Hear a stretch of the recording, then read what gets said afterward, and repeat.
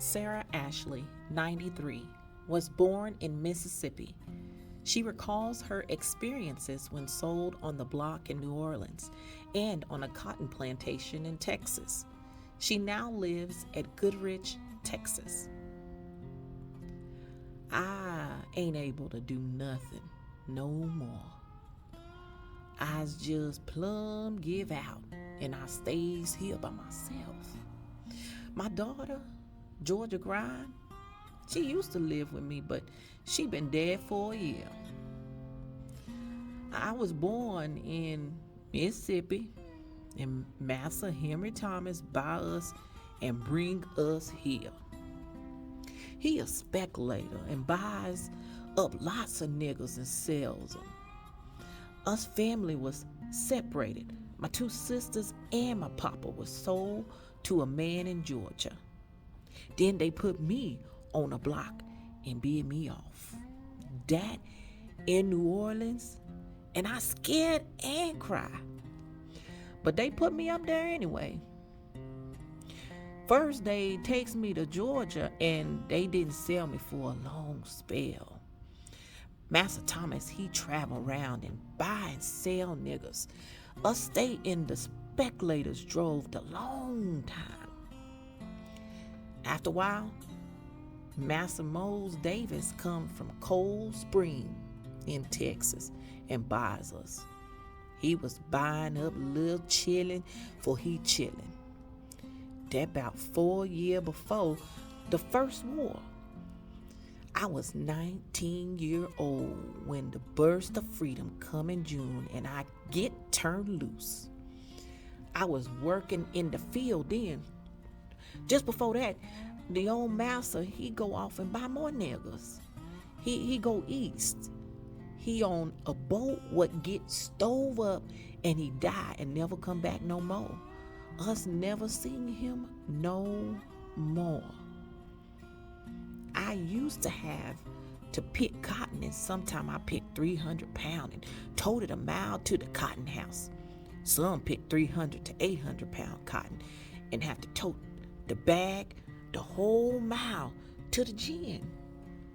If and they didn't do their work, they get whipped till they have blister on them.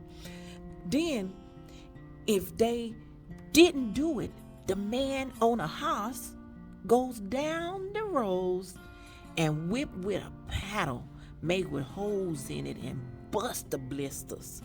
I never get whipped because I always get my 300 pounds. Us have to go early to do that. When the horn goes early, before daylight. Us have to take the victuals in the bucket to the field. Master have the log house and us live in little houses, strode in long rows. There wasn't no meetings lawed in the quarters, and if and they have prayer meeting, the boss man whip them. Sometime us run off at night and go to camp meeting. I takes the white chillin' to church sometime, but they couldn't learn me to sing no songs 'cause I didn't have no spirit. Us never got enough to eat, so us keep stealing stuff us to have. They give us the pack of meal to last the week and 3-pound bacon in a chunk. Us never have flour or sugar, just cornmeal and the meat and taters. The niggas has the big box under the fireplace where they keep all the pig and chickens what they steal down in salt. I seed a man run away and the white man got the dogs and they caught him and put him in the front room and he jumped through the big window and break the glass all up. They sure whips him when they catches him. Ooh, the way they whipped the niggas was to strip them off naked and whip them till they make blisters and bust the blisters. Then they take the salt and red pepper and put it in the wounds. After they wash and grease them and put something on them to keep them from bleed to death. When the boss man told us freedom was come, he didn't like it. but he give us all us the bale of cotton and some corn. He asked us to stay and help with the crop, but we are so glad to get away that nobody stays.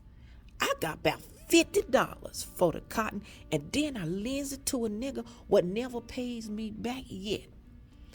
Then I got no place to go, so I cooks for a white man named Dick Cole. He's supposing give me $5 the month, but he never paid me no money. He give me eats and clothes 'cause he has the little store. Now I's all alone and thinks of them old times when it was so bad, and I's ready for the Lord to call me.